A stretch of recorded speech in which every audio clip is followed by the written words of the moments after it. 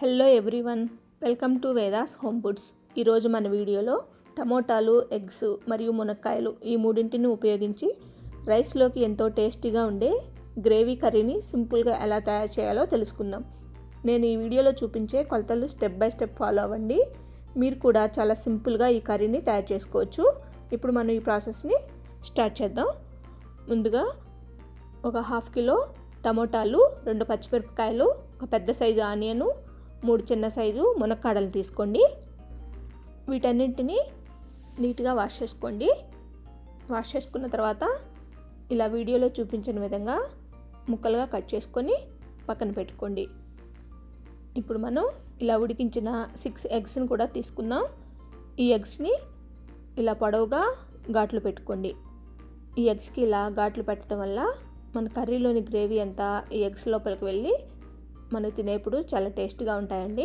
ఇలా compulsory eggs మొత్తానికి ఘాట్లు పెట్టుకొని పక్కన పెట్టేసుకోండి. ఇప్పుడు స్టవ్ మీద ఒక గిన్నెని పెట్టుకోండి.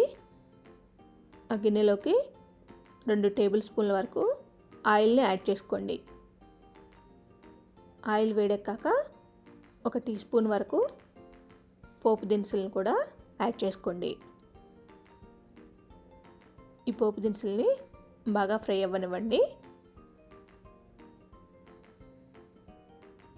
ఈ ఫ్రై అయిన తర్వాత ఒక ఎండుమిరపకాయని చిన్న చిన్న ముక్కలుగా కట్ చేసుకుని అవి కూడా యాడ్ చేసుకోండి. ఈ ఎండుమిర్చిని కూడా బాగా ఫ్రై అవ్వనివ్వండి. ఇప్పుడు ఆనియన్ ముక్కలను కూడా యాడ్ చేసుకోండి. ఇవి నీట్గా కలుపుకొని 1 నిమిషం పాటు ఫ్రై అవ్వనివ్వండి. తర్వాత పచ్చిమిరపకాయ ముక్కలను కూడా యాడ్ చేసుకోండి. వీటిని బాగా కలుపుకోండి. ఇప్పుడు కరివేపాకును కూడా కొంచెం యాడ్ చేసుకోండి. ఇప్పుడు ఇది మొత్తం నీట్గా కలుపుకొని ఆనియన్ మొత్తం ఫ్రై అయ్యేదాకా నీట్గా ఫ్రై చేసుకోండి. ఇప్పుడు టమోటా ముక్కల్ని మరియు మునక్కాయ ముక్కల్ని మొత్తాన్ని యాడ్ చేసుకోండి. వీటన్నిటిని బాగా కలుపుకోండి.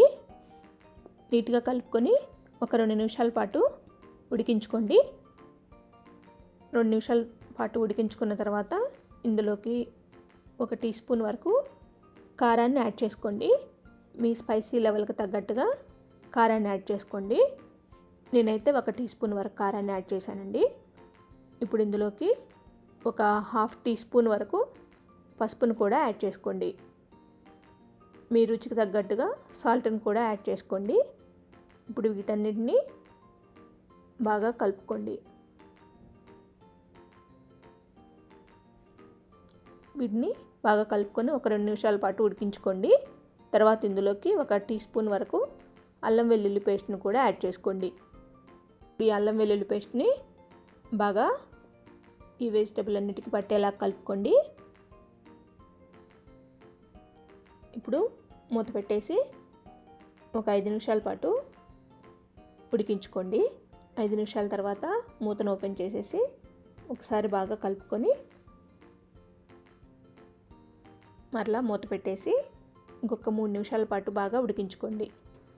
ఇప్పుడు మూతను ఓపెన్ చేసి ఇందులోకి 1 టీ స్పూన్ వరకు ధనియాల పొడి, ఒక 1/2 టీ స్పూన్ వరకు జీలకర్ర పొడిని యాడ్ చేసుకోండి.